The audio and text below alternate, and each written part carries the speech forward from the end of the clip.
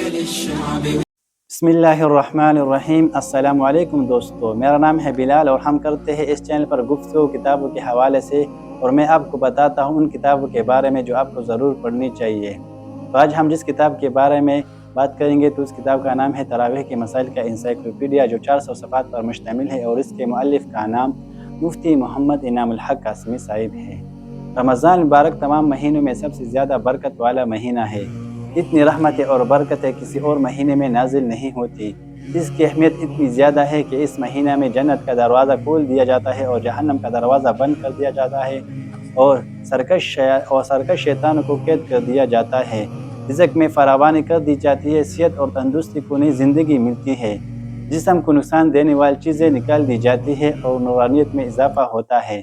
تلاوت کی آوازیں ہر طرف سے آتی ہے، مسجدیں بھی آباد، گھروں میں بھی عبادت کی بہار ہوتی ہے۔ ہر آدمی کچھ نہ کچھ ثواب کمانے کی فکر کرتا ہے، اور اللہ تعالی کی جانب سے دن میں روزہ کی عبادت اور رات میں تراویح کا اضافہ قدردانوں کے لیے ایک الگ نعمت ہے۔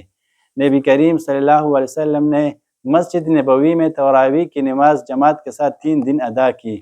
پھر صحابہ کرام نے نبی کریم صلی اللہ علیہ وسلم کی منشا کو سمجھتے ہوئے 20 رکعت تراویح کی نماز رمضان مبارک کی ہر رات میں پابندی سے ادا کرتے رہے، اور اب تک امت ادا کرتی آ رہی ہے، اور قیامت تک یہ سلسلہ جاری رہے گا۔ جب تک مسلمان زندہ رہیں گے تراویح کا سلسلہ جاری رہے گا۔ چونکہ یہ خاص عبادت پورے سال میں صرف ایک مہینے کے لیے لازم ہوتی ہے، اس لیے اس کے مسائل سے بھی عام طور پر لوگ ناواقف ہوتے ہیں، اور جو واقف ہوتے ہیں ان کے ذہن میں بھی کبھی مسئلہ ہوتا ہے کبھی نہیں ہوتا۔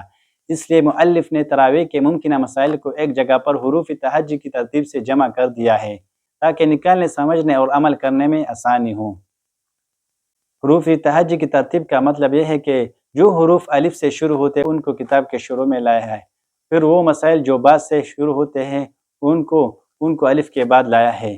اسی طرح حروف تہجی کے مطابق الف سے لے کر یا تک تمام مسائل کو اس کتاب میں لایا گیا ہے۔